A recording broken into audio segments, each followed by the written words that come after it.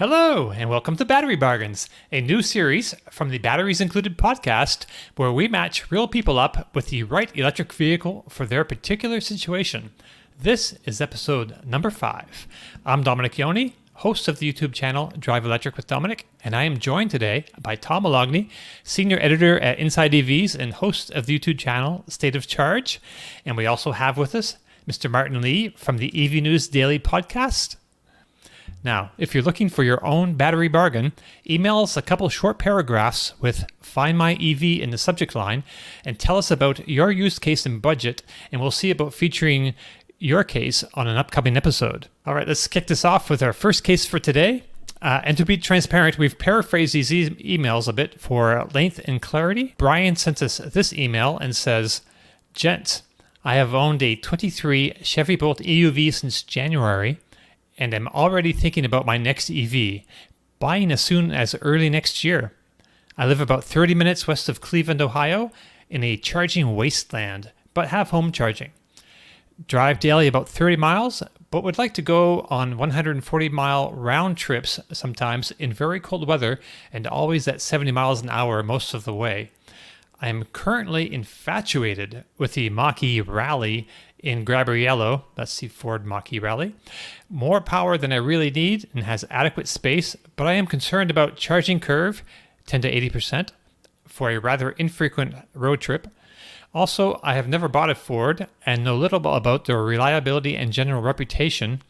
Is this little beast a good daily, or am I barking up the wrong tree? Should I go more Hyundai Ioniq 6 so range is less of a concern?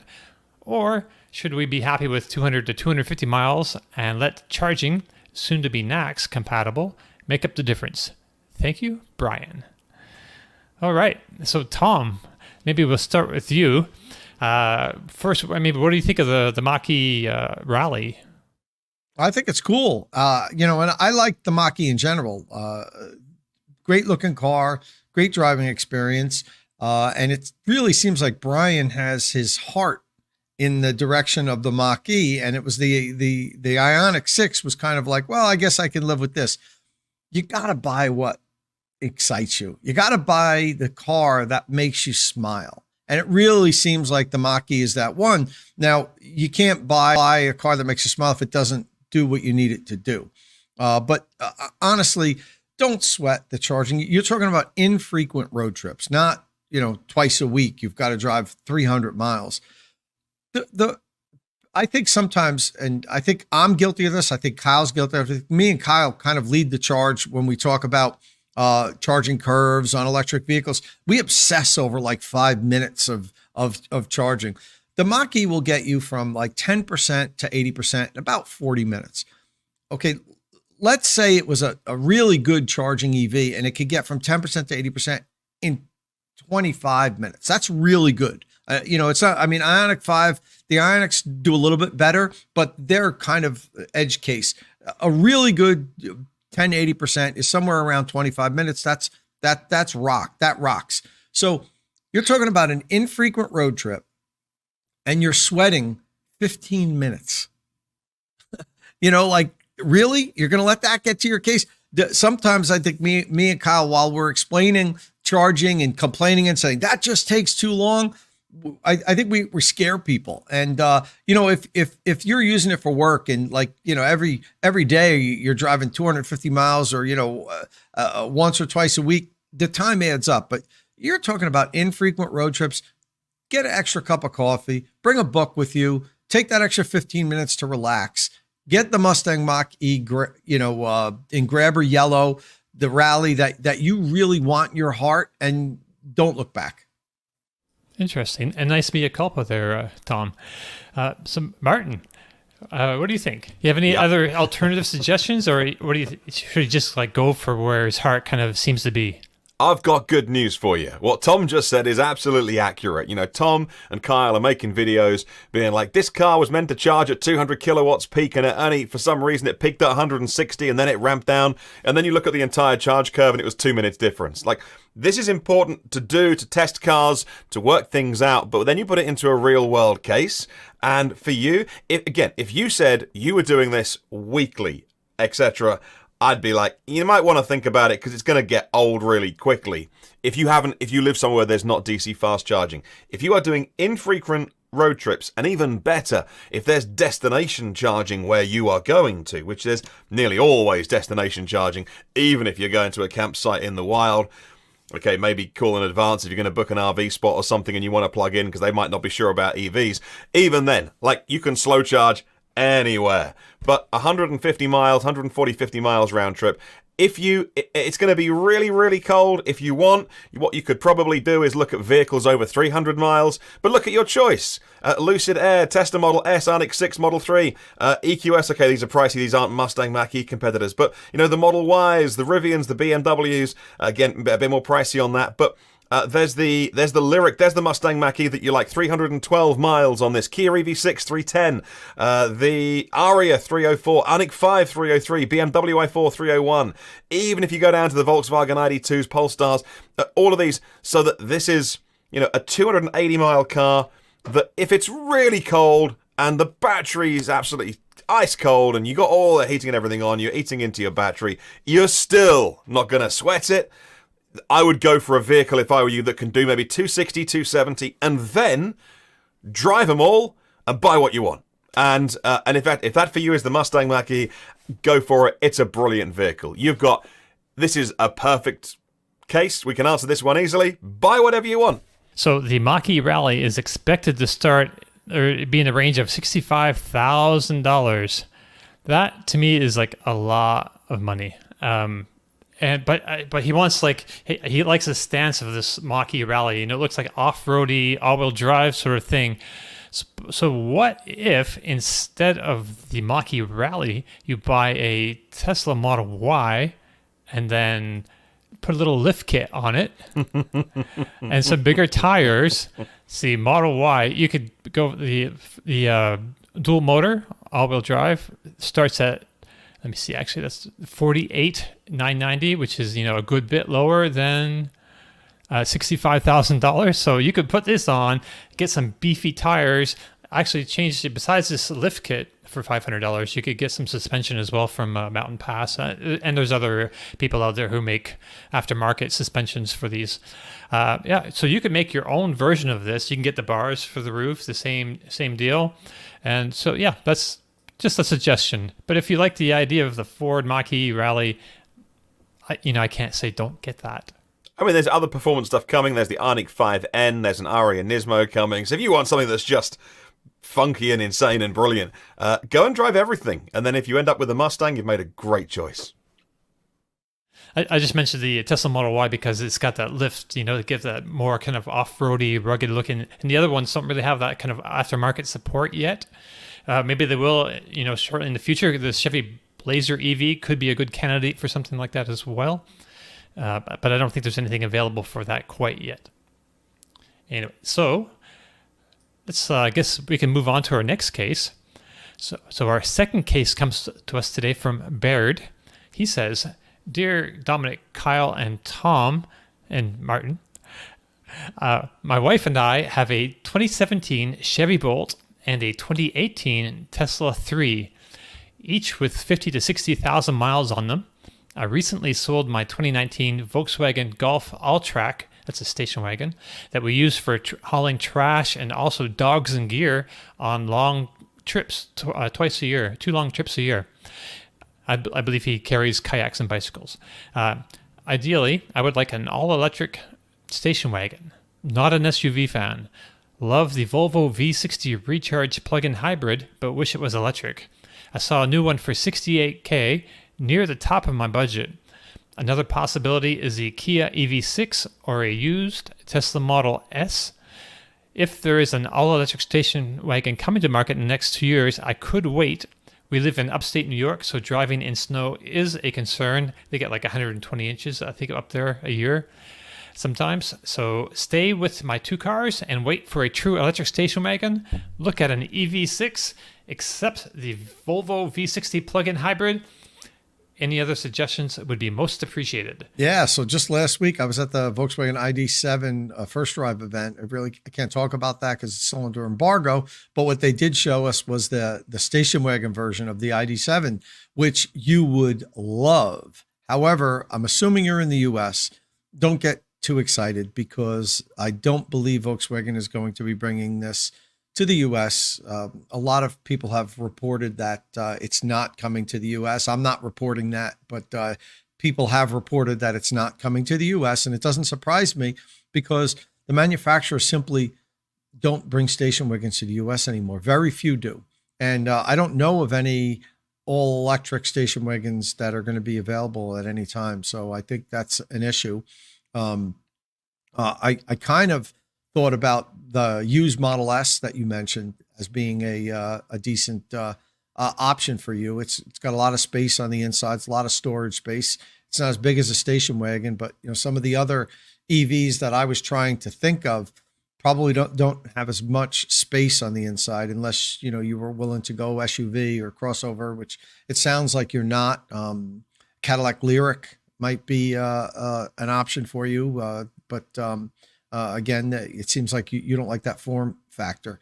So, based on what you're talking here, I'd probably go with used Model S over Kia EV6 personally. But nothing wrong with the Kia EV6. I just think you can get a really good deal on a used Model S, and it would be your all-purpose vehicle that you could do everything with. And that would be my recommendation. Model S is a liftback, so it's almost in that station wagon territory. Yep, that's part of why I'm talking about it. And it has a ton of storage. Right. And interesting that he mentions the EV6 because we think of it as a crossover, but it's as close to a wagon shape as I think we have in the electric crossover landscape right now. So, Martin, you have any suggestions? Yeah, this is where we want the ID7 Tourer to come to you, but it probably won't. This is why we want the MG5, which is the electric wagon from MG, to come to you, but it definitely won't. But BMW, tell us more about the i5 Tourer. We want to know more about this. It's coming to Europe. It's coming next year in 2024. We don't know what date.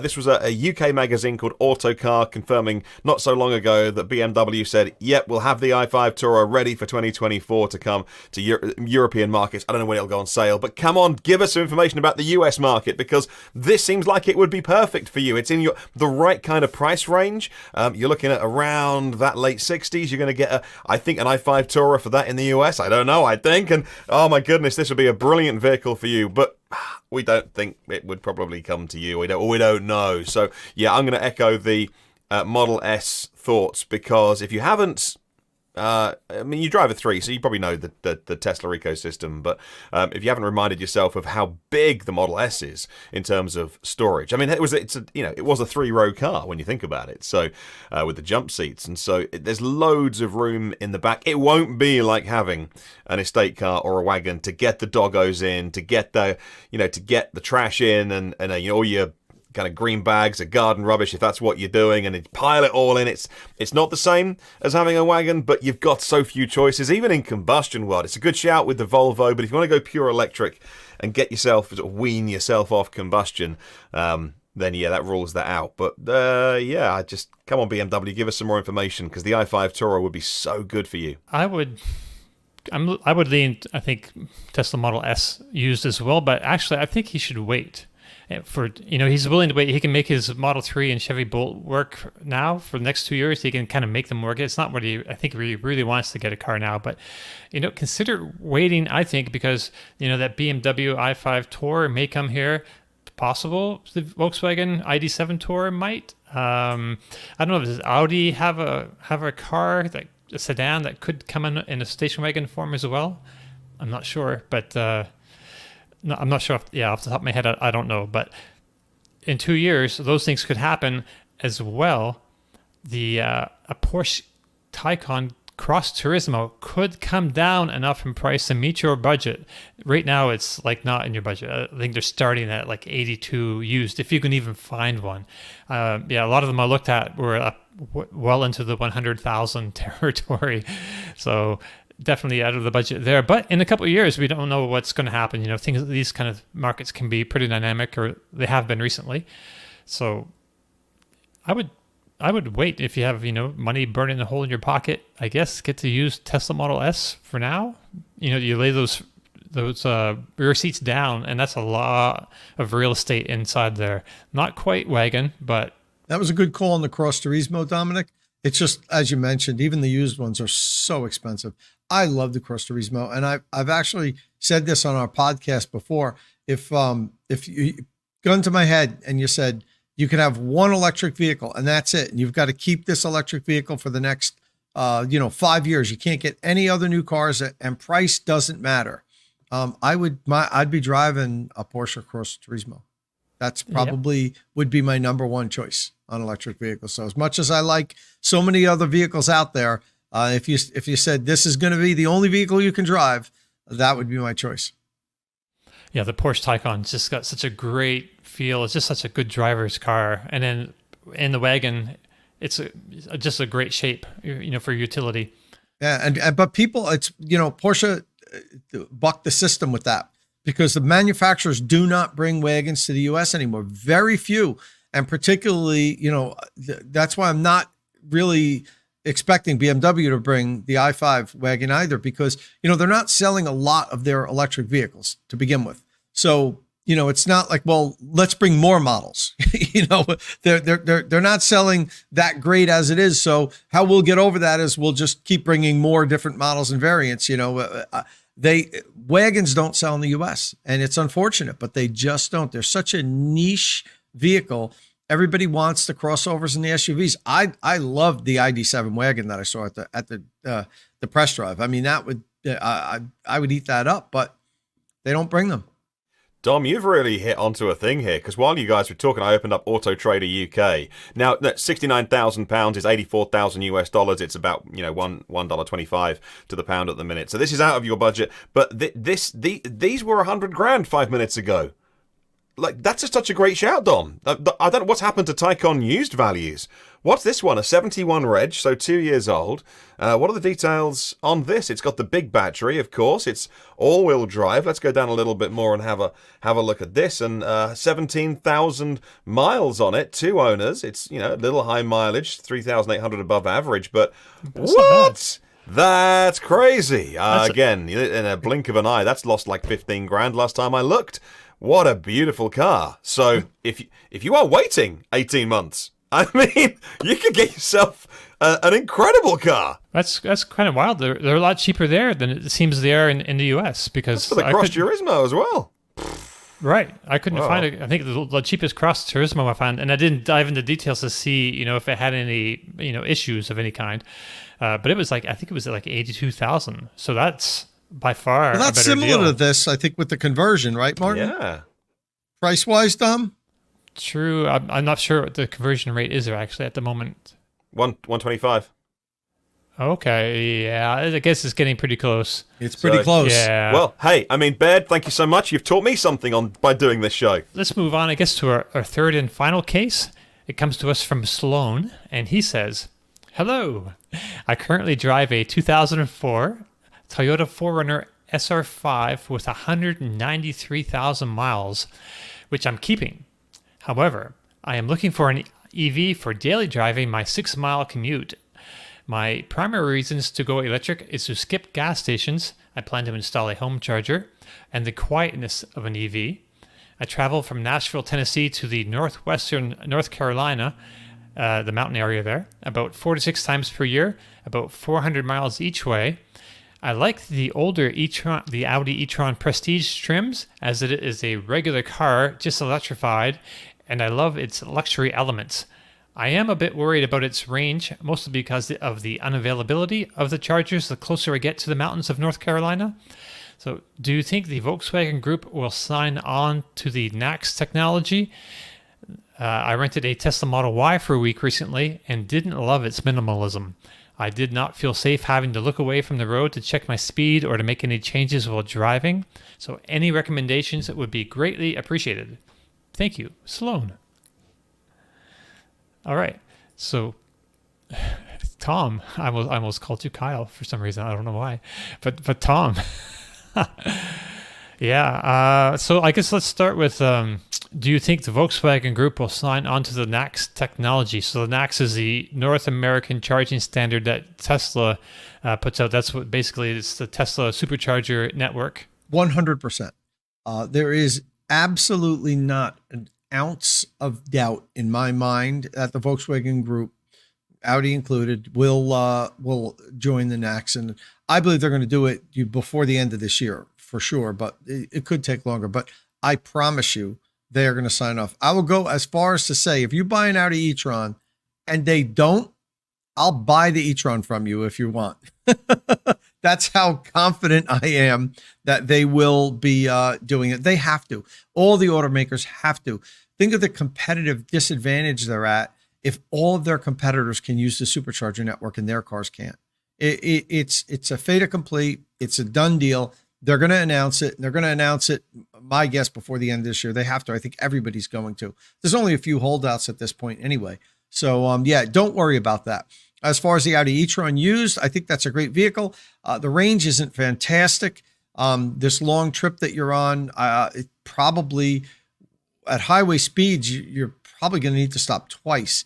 I almost wish if you want to look at an EV, that maybe you only have to stop once in the middle. If there's a charger, that's an issue too. You said that there's the public charging infrastructure isn't really good. I'd love to see the route and see how far you have to go between each units. Ideally, if there's something near the middle, you'd like to be able to get an EV that you could do 200 miles plus at highway speeds, stop for one recharge, and then make it to your destination. Otherwise, you're making two stops. So, I mean, I like the Audi e-tron. If you really like the Audi brand, look at a Q4 e-tron maybe. I like the Audi Q4 e-tron. It's a little bit smaller than the Audi. The dimensions are similar except the length. I think the regular e-tron's about 9 or 10 inches longer, but the height and width are similar. The height might be an inch or so shorter on the Q4 e-tron, but I like the Q4 e-tron. I've driven it a few times, and yeah, I know it's kind of like an ID4, but it's definitely, an Audi. They definitely Audiized it, and that might be something to consider. You might be able to find a used one of those that somebody, traded in after a short period, didn't like it, or didn't want to, decided not to go EV, and get that. But I think you're looking in the right direction, and the e-tron charges really well. So, if you're on that road trip and you do have to stop twice, at least it won't be a long stop. All right. So, Martin, you have any suggestions? Well, I mean, firstly, let's deal with your commute to work, which is 6 miles. Get a bicycle, my friend, or an e-bike. Electric bike, yep. Get an electric bike, and I don't know what the weather is where you are, but you'll get some wind, some air in your lungs, and you'll have a good time, and electrify that, and get a car off the roads. But there you go. He's in Nashville, so it's hard to say. That might be a great idea, but it could also be that part of Nashville might not be bike friendly. Just check you can use cycles, because there might be some amazing trails and paths you can do, and otherwise it might be really not bike friendly. So yeah, I wasn't being facetious, but I was genuinely saying, like, an e-bike would be so cool. If you like cars that are analogous to the combustion experience and you don't want to look like you're driving an EV, the Mercedes EQB is based on the GLB, and when you get inside it, it absolutely looks and feels like, you've got. If you didn't like the minimalism of a Model Y, and that's cool, this is going to feel very much like, oh, okay, this is like, a normal car, Mercedes GLB. Again, same as the Audi, really. Range might nibble away at you after a while. You might think, oh, I just wish it had a bit more range, because you'll be stopping at sort of low 200s on the EQB, I think, on the E350. So you'll be doing a couple of stops on your long journeys, and it's 6 times a year you do it. So again, it's not like once or twice a year, 6 times a year, every other month. Don't come to resent driving an EV if you think so. Yeah, but if you don't mind the odd couple of stops, if it's a road trip you do that's an adventure, and you're actually looking forward to the stop because you make it part of the journey, or you've got family or pets that you need to actually regularly stop and charging en route, then a 200-mile EV to do a 400-mile journey is great as a 2-stopper. If the infrastructure's there. Because that part of America where he lives, Martin, is underserved. So I don't know the exact route that he's driving, it's not an area of the country that really has good infrastructure. Right. Okay.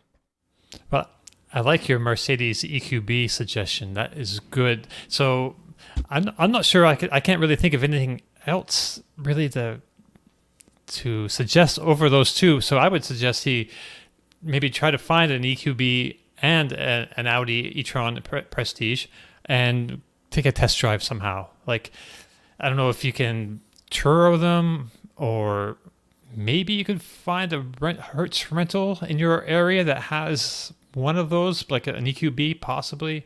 Maybe they could have an e-tron too in the Hertz fleet. I'm not sure. But anyway, yeah, just see if there's any way you can do that kind of homework, because that's really like in the regular, car advice world. I mean, I would say to anybody buying any car, like test drive the car that you think you want to buy, and then drive, at least two of its competitors, its closest competitors, just to really make sure that's because you're going to be spending a lot of time and putting a lot of money into that purchase. So, you want the one that's going to make you feel, the best. So it's going to, just make you feel happy that you spent that money on that particular investment. Yeah. So I guess I don't really have anything else to add to that.